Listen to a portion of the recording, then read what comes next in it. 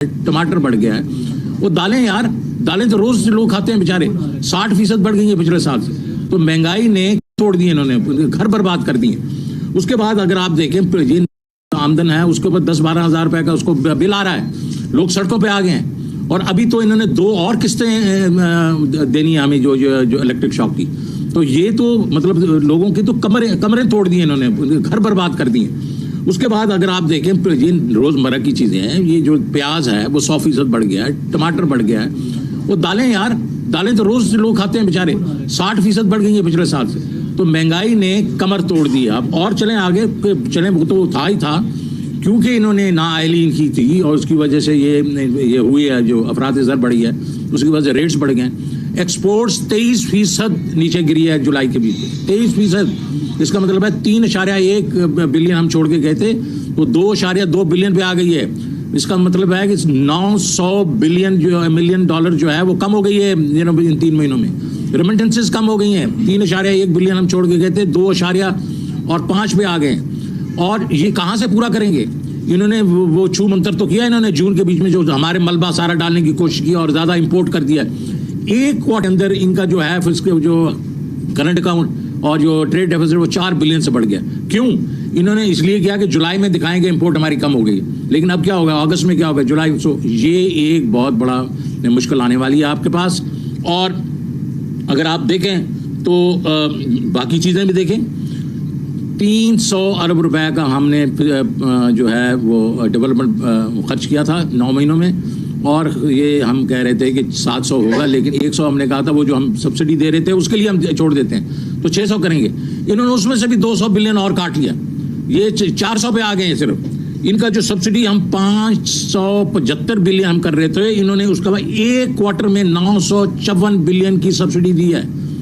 और budget deficit जो मैं छोड़ के गया था 2.6 ट्रिलियन, इन्होंने 3 महीनों में 2.7 ट्रिलियन और इन्होंने बजट डेफिसिट किया है। ये हमें कहते हैं कि ये बारूदी सुरंगें छोड़ के गए, इन्होंने क्या किया?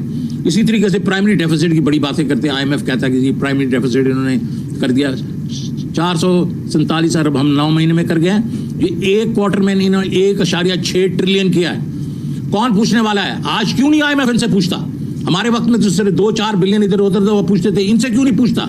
इसलिए कि उनके पीछे कोई माई बाप बैठे हुए हैं जो उधर वाशिंगटन में बैठे हैं, इस वजह से नहीं पूछ रहे वो। और बोरिंग जो है वो तो दुगनी से ज्यादा हो गई है। तो 5 मिनी बजट्स आ गए हैं, क्योंकि एक कल आ गया और एक और आने वाला है, क्योंकि ये कह रहे हैं कि इन्फ्लेशन जो होगी वो 11.5% होगी, और इनका अपना स्टेट बैंक कल कह रहा है कि 20% से ज्यादा होगी। इसका मतलब है कि जो आपकी जो डेट सर्विसिंग है जो 3.9 ट्रिलियन कह रहे हैं, ये कम से कम 5.5 से 6 ट्रिलियन पे होगी। तो ये एक बहुत बड़ा जो है एक मिनी बजट और आने वाला है। तो अब बातें करते थे बहुत देर से, बड़े इनके सारे के सारे लोग करते थे कि जी डेट छोड़ के चले गए, हमारे पर पहाड़ छोड़ के चले गए। हमारा 4 साल के बीच में जो हमने डेट जो किया था वो 18.4 ट्रिलियन। ये तो अभी आप इनके अपने नंबर्स हैं, ये 20 की बात करते थे, 18.4। 3 महीनों में इन्होंने 9.7 किया, 3 महीनों में 10 बिलियन या ट्रिलियन के करीब किया इन्होंने। इसी लिहाज से ये अगर गए तो पूरे साल के बीच में ये 20 ट्रिलियन जो है कम से कम करेंगे। तो ये तो इनकी कहानी है। अब डिफॉल्ट कि हमने डिफॉल्ट बचा दिया, क्या डिफॉल्ट बचा दिया? एक बात होती है क्रेडिट डिफॉल्ट स्वैप। दुनिया कहती है डिफॉल्ट कितना, क्या चांसेस हैं। मार्च में 4% थे, जुलाई में 50%, अभी भी 28%। तो हमने तो डिफॉल्ट नहीं करवाया भाई, डिफॉल्ट तो आप करवा रहे थे। मूडीज, S&P, फिच, सारों ने आपको डाउनग्रेड कर दिया। तो ये सारा कुछ जो हो रहा है, रिजर्व जो है 13.8 से 11.4 छोड़ के गए थे, 2.3 वो रोल ओवर होना था चाइना का, वो कर लें 13.7 से ये 7.8 पे 6 बिलियन डॉलर के रिजर्व खा गए हैं। मैं चाहूंगा कि इस वक्त आप अगर इलेक्ट्रिसिटी पे और जो इनकी लोड शेडिंग है उसके ऊपर अगर आप कुछ तबसरा कर सकें। देखिए, जिस तरह मईशत के अंदर शौकत तरीन साहब ने बताया कि तमाम इशारिये जो हैं वो डाउनग्रेड हुए हैं और एक तबाही का आलम है इनकी इनकॉम्पिटेंस की वजह से, तो हमारी तवानाई का शोबा भी इनकी नालायकी और नकम्मेपन से महफूज नहीं रहा। पहले तो आप पेट्रोल और डीजल की कीमतें देख लें, 30 से 40% आलमी मंडी में कीमतें नीचे आ गई और 1.5 माह से ऊपर हो गया नीचे आए। पाकिस्तान में कीमतें ऊपर जा रही हैं। क्यों? क्योंकि जून के महीने में जितना तेल चाहिए था उससे तकरीबन 70% ज़्यादा इंपोर्ट कर लिया महंगे दामों पे। اب ریفائنریاں لیٹر لکھ رہی ہیں, اٹک ریفائنری لیٹر لکھ رہی ہے کہ ہمارے پاس اتنا تیل ہو گیا مہنگے داموں لیا ہوا کہ ہم بند ہونے کو پھر رہے ہیں. تو اس لیے کیونکہ مہنگے داموں زیادہ تیل لیا اور ضرورت سے زیادہ لیا, تو اب آپ کا اب جب قیمتیں نیچے چلی گئی ہیں تو آپ کی انوینٹری فل پڑی ہوئی ہے مہنگے داموں کے اوپر. دوسری انہوں نے جو حرکت کی کہ یہ جو تیل جب آ رہا تھا مہنگے داموں تو 248 روپے پہ LCیں ریٹائر کی نیشنل بینک آف پاکستان نے, یعنی جو مارکیٹ ریٹ تھا ایکسچینج ریٹ اس سے بھی 8 روپے زیادہ. تو ظاہر ہے کہ عالمی منڈی میں قیمتیں جتنی بھی نیچے چلی جائیں, جب آپ اتنی نااہلی دکھائیں گے تو قیمتیں تو اوپر جائیں گی. پھر آپ بجلی میں دیکھ لیں, پچھلے سال, اب یہ جولائی کا مہینہ پیک سیزن ہوتا ہے, یہاں پہ سب سے زیادہ لوڈ ہوتا ہے آپ کا بجلی کا. پاکستان تحریک انصاف کے دور سے اس سال, پچھلے سال کے مقابلے میں اس سال جولائی میں 10% بجلی کی کم پیداوار کی انہوں نے پیک سیزن کے اندر. حالانکہ اس سال بجلی پیدا کرنے کی صلاحیت زیادہ ہے. ایک 1200 میگا واٹ کا نیوکلیئر پلانٹ ہم اپریل کے اندر کمیشن کر کے گئے تھے, وہ بھی چل رہا ہے. اگر وہ نہ چل رہا ہوتا تو 20% کم تھی بجلی. تو 10% بجلی کی پیداوار بھی انہوں نے کم کی اپنے دور میں. 2013 سے 18 میں وہ جو مہنگے ترین کانٹریکٹس کر کے گئے تھے, وہ پلانٹ چل رہے ہیں, اس کا کرایہ دیا جا رہا ہے بجلی گھروں کا, کیونکہ اگر وہ چلائیں تو بڑی مہنگی بجلی بنتی ہے. ان کے کئی 100 ارب روپے سالانہ بند پلانٹس کے پیسے دیے جا رہے ہیں. جو کم کیپیسٹی پہ پلانٹس چل رہے ہیں اس کا کرایہ دیا جا رہا ہے بجلی گھروں کا. اور یہ نالائکی, غلط پلاننگ, غلط منصوبہ بندی, نکما پن, اس کا کون آج خمیازہ بھگت رہا ہے؟ عام عوام کو خمیازہ اس کا بھگت رہی ہے. مہنگائی عروج پہ جا رہی ہے, معاشی ترقی کی رفتار نیچے جا رہی ہے, کنٹریکشن کی باتیں ہو رہی ہیں. ہمارے دور میں CPI دو طرح سے آپ مہنگائی میجر کرتے ہیں, ایک سینسٹیو پرائس انڈیکس اور ایک کور پرائس انڈیکس جو ہوتی ہے. سینسٹیو پرائس انڈیکس 17% سے 42% پہ چلی گئی ہے, اور جو کنزیومر پرائس انڈیکس ہے CPI کنزیومر پرائس انڈیکس, وہ 12% سے 24.5% پہ کڑی ہے ان کے اپنے اعداد و شمار کے مطابق. اور یہ جناب نکلے تھے مہنگائی مارچ کرنے. اب ذرا بجلی کے بلوں پہ دیکھ لیتے ہیں. اگلے مہینے جو بل آنا ہے اس پہ 10 روپے فیول کاسٹ ایڈجسٹمنٹ لگ کے آنی ہے آپ سب کو, 1 یونٹ کے پیچھے اضافی. اور یہ کہتے تھے ہم 12 روپے کا, مفتاح صاحب کہتے تھے ہم 12 روپے کا یونٹ کریں گے, بجلی کے سارے مسئلے حل ہو جائیں گے. اس وقت کراچی میں 50 روپیہ فی یونٹ بجلی چلی گئی ہے ٹیکسز ملا کے, اور باقی جو قوم ہے وہ خود باہر نکل رہی ہے. آپ کے سامنے ہے کہ اس وقت بجلی کا جو عذاب ہے, بجلی ہے ہی نہیں, آتی نہیں ہے, اور جب آتی ہے تو مہنگی ترین ہے. میرا خیال ہے اس سے بڑی ناکامی کوئی نہیں ہو سکتی معاشی فرنٹ کے اوپر. جہاں پہ ہم سیاست میں بات کر رہے ہیں شہری حقوق کے ضبط ہونے کی اور انسانی حقوق کے اور آزادی رائے کی, ہمیں یہ نہیں بھولنا چاہیے کسی بھی وقت کہ جو اس ملک کا معاشی قتل کیا گیا ہے پچھلے 4 ماہ کے اندر, اس کا بھی انہوں نے حساب دینا. میں جمشید اقبال چیمہ صاحب سے گزارش کروں گا کہ وہ ذرا آپ کو بات کریں. بسم اللہ الرحمن الرحیم. اس وقت سب سے بڑا ایشو جو ہمیں شہروں میں تو ہمیں اندازہ نہیں اس طرح, لیکن زراعت کے ساتھ سیلاب کا ہوا ہے. سیلاب اس وقت سندھ میں, ہماری کاٹن جو ہے بڑی اچھی فصل ہوتی ہے, سندھ میں تقریباً 90% کاٹن خراب ہو گئی ہے. سندھ میں 90% کاٹن تباہ ہو گئی ہے. وجہ اس کی یہ بنی کہ 1987 میں ہمیں ورلڈ بینک نے ایک قرضہ دیا, تو لیفٹ بینک ڈرین ہم نے بنائی جو خیرپور سے شروع ہوتی ہے اور سمندر میں پانی سارے سندھ کا لے کے جاتی ہے. اس ڈرین کو ماشاءاللہ ہم نے آباد کر لیا. اس میں زمینوں پہ قبضے کر لیے, وہ 2 ایکڑ چوڑی ڈرین ہے, کافی گہری ہے, وہ زمینوں پہ قبضے کر لیے, لہٰذا اس کو بند کر دیا گیا, آباد کر دی گئی. سندھ کا جب بھی بارش آتی ہے, پچھلے اس بار 4 تقریباً جب سے پیپلز پارٹی گورنمنٹ آئی ہے 4 بار ایسا ہو چکا ہے کہ سندھ میں لیفٹ بینک ڈرین بار بار بند ہونے کی وجہ سے, اس کی کٹائی نہ ہونے کی وجہ سے, جس طرح اربن فلڈ آتا ہے کراچی میں کہ نالے صاف نہیں ہوتے, یہ مین نالا تھا جو پورے سندھ کو جو بچاتا تھا, سمندر تک پانی لے کے جاتا تھا بدین تک, وہ جب بند ہوا ہے تو سارے کا سارا سندھ میں اس وقت تقریباً یو کین سے 4 لاکھ ایکڑ کی رائس اور 13 لاکھ ایکڑ کاٹن یہ تباہ ہو گئی ہے. اور تقریباً اس وقت تقریباً 15 لاکھ لوگ بے گھر ہوئے وہاں پہ. اس وقت 4 فٹ 3 فٹ پانی عام سندھ میں کھڑا ہے. سو کہنے کا مطلب یہ ہے کہ اگر اس سال کی ہم بات کریں, دالوں کی بات ہو رہی تھی, دالیں کاشت نہیں ہو سکی, وجہ زمینیں دوبارہ وہ پانی نکل نہیں رہا, دالیں کاشت نہیں. اس سال دالیں پاکستان میں فضل مہنگی ہونے کا امکان ہے. یہ جو ٹماٹر کی بات ہو رہی ہے یا اس کی پیاز کی بات ہو رہی ہے, وہ بھی یہ کہ آج کل سوئنگ تقریباً یہ اگست میں کاشت ہوتی تھی, آج کل پیاز آ جاتا تھا, وہ کاشت نہیں ہوئی. آگے جا کے فردر اس کا ڈیفیسٹ آ جائے گا. سو جتنی بھی ربی کی آگے کراپس تھی وہ کاشت نہیں ہو پا رہی, اور خریف تھی وہ خریف ساری تباہ ہو گئی. میں سمجھتا ہوں کہ جو ہمارے دور میں پچھلے سال 6.4 بلین ڈالر کی ہم نے ایکسپورٹ کی تھی زراعت کی یا فوڈ کی, ہم نے 6 اور ٹارگٹ تھا 4.8 بلین ڈالر کے مقابلے میں ہم نے 6.4 بلین ڈالر ایکسپورٹ کی. اور جو پہلے ہم امپورٹ زیادہ کرتے تھے 10 بلین ڈالر سے, وہ ہم نے کم کر کے تقریباً 8 بلین ڈالر پہ امپورٹ کی. ہم نے امپورٹ کم کی, ایکسپورٹ ہم نے زیادہ کی. اور ہم نے زراعت میں بڑے سالوں بعد 4.4% گروتھ تھی اور آگے بڑھ رہی تھی. سو میں سمجھتا ہوں کہ یہاں اس وقت دو جگہ پہ آپ سیلاب زیادہ دیکھتے ہیں کہ آپ کو بلوچستان میں سیلاب زیادہ نظر آتا ہے, دوسرا آپ کو سیلاب نظر آتا ہے سندھ میں زیادہ نظر آتا ہے, تیسرا آپ کو راجن پور میں نظر آتا ہے. اس کی بنیادی وجہ جو بنی, ہم نے تقریباً یو کین سے ایک بجٹ دیا تقریباً یو کین سے 3000 چھوٹے ڈیم کا. بلوچستان میں 3000 چھوٹے ڈیم کا بجٹ دیا, وہ پراپر بنے نہیں, وہ سارے کے سارے رڑ گئے اور اس کے ساتھ ہی بلوچستان بھی رڑ گیا.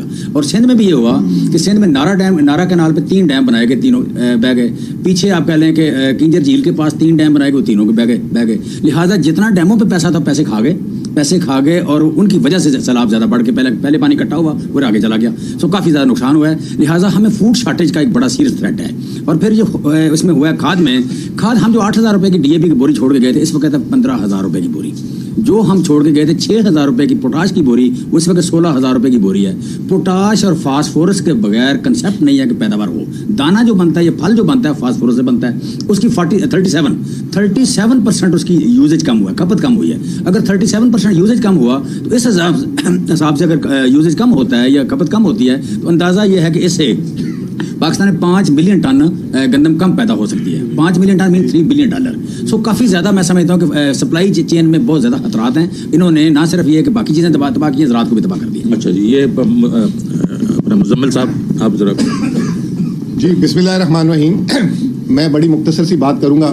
جو شوکت صاحب نے, حماد اظہر صاحب نے اور جمشید صاحب نے بات کی, پاکستان اس وقت جو ہے جسے کہتے ہیں اکنامک کرفیو یا اکنامک لاک ڈاؤن کی سچویشن میں آ چکا ہے. معیشت پوری بند ہو چکی ہوئی ہے. اس کی مثال میں آپ کو دیتا ہوں کہ جو گاڑیوں کی سیل ہے جولائی میں وہ 52% سے گری. سیمنٹ کی سیل جس میں مطلب ایک مزدور, ایک عام آدمی کام کرتا ہے, 48% سے گری. پیٹرول کی سیل 26% سے گری. اور جو ہے بجلی کی, جیسے حماد صاحب نے بتایا کہ 10% سے بجلی کی پروڈکشن گری. حالانکہ اس وقت ڈیم بھرے ہوئے سارا, اگر یہ ڈیم کی بجلی نہ بنتی تو یہ تو پتہ نہیں اور بھی نمبر خراب آ جاتا. اس کے علاوہ جو یہ حکومت ہے, امپورٹڈ حکومت, اور مفتاح اسماعیل صاحب نے پاکستان کے 75 سالہ تاریخ کی ہر چیز کا بدترین ریکارڈ اپنے نام کر لیا. جب یہ 2018 میں تھے تو $19 ارب پاکستان کا کرنٹ اکاؤنٹ ڈیفیسٹ انہوں نے کیا تھا, وہ آج تک کوئی ریکارڈ نہیں توڑ سکا. انہوں نے صرف آخری 3 مہینے میں 4% بجٹ خسارہ کیا. روپے کی قدر 55 روپے تک گری ایک ٹائم پہ. ابھی یہ 15-20 روپے نیچے لائے آرٹیفیشلی, مصنوعی طور پہ, کہ یہ قطر سے پیسے آ رہے ہیں, IMF سے پیسے آ رہے ہیں, جس کی وجہ سے پاکستان کا صرف 7,500 ارب روپے قرضہ بڑھا. جون کے مہینے میں ایک مہینے میں 3,100 ارب روپے قرضہ لیا, جو PTI کی حکومت پورے سال میں نہیں لیتی تھی. پھر اس کے بعد جو شرح سود ہے 1998 کا ریکارڈ ٹوٹ گیا. مہنگائی کا ریکارڈ جیسے انہوں نے بتایا ساروں نے 42%. ایکچولی 1973 میں پاکستان میں جو ہے 37% سب سے زیادہ مہنگائی ہوئی تھی. یعنی کہ یہ 1973 کا بھی اور 1947 کا بھی انہوں نے ریکارڈ توڑ دیا. ایکسچینج ریٹ کا بتایا. پھر جو ہے جو اس کے علاوہ انہوں نے سب سے زیادہ قرضہ 3 مہینے میں پاکستان کی تاریخ میں لیا. 11% پاکستان کا جو ہے انہوں نے قرضہ لیا. پھر آخر میں جو ہے یہ جو اب یہ جو ٹیکس کی بات کر رہے تھے, یہ تمام چیزیں جو جولائی کے مہینے میں صرف 10% سے ٹیکس بڑھا, حالانکہ روپے کی قدر جو ہے 35% سے گری. تو تمام بدترین ریکارڈ جو ہے مفتاح اسماعیل صاحب اور امپورٹڈ حکومت ایکسچینج ریٹ جو ہے یہ 210-12 روپے تک لے کے گئے تھے. کل جو ہے مارکیٹ میں جو بغیر انگوٹھے والا ریٹ, جس میں مطلب آپ ایسے جا کے لے لیں, 226 روپے کا, اور انگوٹھے والا جس میں ملتے نہیں $1,500 سے زیادہ 219-220 روپے, اور انٹر بینک کو 215 رکھا ہوا. اور وہ کیوں رکھا ہوا ہے؟ کیونکہ پاکستان کی تمام درآمدات بند کر دی ہیں. کسی کو LC نہیں کھولنے دے رہے, کسی کو کچھ نہیں کرنے دے رہے. تو یہ آپ سم اپ کر دیں. جی دیکھیں, بنیادی طور پہ جو ہمارے سامنے تصویر آ رہی ہے وہ یہ کہ جہاں پہ سیاست کو تو ایک طرف رکھے نا, وہ تو ہمیں پتہ ہے کہ وہ بے شرمی کی انتہا ہو چکی ہے سیاسی میدان میں, لیکن معاشی میدان بھی کوئی مختلف نہیں ہے. اور یہ ایسے نہیں ہے کہ یہ کوئی ایسے دنیا کے اندر معاملات ہو رہے ہیں جس کی وجہ سے ہے. یہ پیورلی آپ ایکسچینج ریٹ کو دیکھیں, جس طرح توانائی کے ساتھ ڈیل کیا گیا, جس طرح معیشت کے ساتھ ڈیل کیا گیا, جس طرح بجٹ پیش کیا گیا, جس طرح فیصلہ سازی کی گئی, جس طرح IMF کو ڈیل کیا گیا, یہ پیورلی حکومت کی نااہلی اور نکمے پن کی وجہ سے آج ملک میں مہنگائی بھی ریکارڈ توڑ چکی ہے. اور جس طرح مزمل صاحب نے بتایا کہ ہم اکنامک کنٹریکشن پہ جا رہے ہیں. سیمنٹ 48% اس کی سیل گر گئی ہے. $800 ملین آپ کی ایکسپورٹ گر گئی ہے. کسی نے تصور بھی نہیں کیا تھا پاکستان تحریک انصاف کے دور میں کیسے ہوگا. یہ ہم 6% پہ معاشی ترقی چھوڑ کے گئے تھے, اور دور دور تک کسی ایسے جس طرح کا آج بحران آیا ہوا ہے اس کا کوئی دور دور تک اندیشہ نہیں تھا. اس وقت کی بھی رپورٹس موجود ہیں, IMF کی اپنی رپورٹس بھی آخری موجود ہیں ہمارے دور کی. تو میں سمجھتا ہوں کہ ہم سیاسی میدان میں ضرور الجھے ہوئے ہیں, اور اس ملک کے کہ حقیقی آزادی اور شہری حقوق کے تحفظ کے لیے پاکستان تحریک انصاف اپنی جنگ ضرور لڑ رہی ہے، لیکن یہ نہ سمجھے کہ ہم معیشت کو بھول گئے. ہم اس وقت جو پاکستان میں معاشی قتل ہو رہا ہے، جو مہنگائی کا ریکارڈ ٹوٹا ہے، جس طرح بجلی کے بلوں کا اس وقت عذاب گر رہا ہے لوگوں کے اوپر، اور بے روزگاری آ رہی ہے آگے سامنے، ہمیں نظر آ رہا ہے ایک بہت بڑا ریسیشن. اس کی پاکستان کی تاریخ میں پہلے کبھی نوید نہیں ملتی. اور جو شخص یہ کہتا ہے کہ جی میں نے تو ڈیفالٹ سے بچایا، میں نے یہ کر دیا، وہ جھوٹ بولتا ہے. اس نہج پہ ملک کو لانے والے یہ لوگ ہیں. اور میں آپ کو ایک اور بات بتاؤں، جو آج کل انہوں نے معاملات شروع کیے ہیں، جو سیاسی عدم استحکام آئے گا، اس سے مزید معاشی عدم استحکام کی طرف ہم جا رہے ہیں.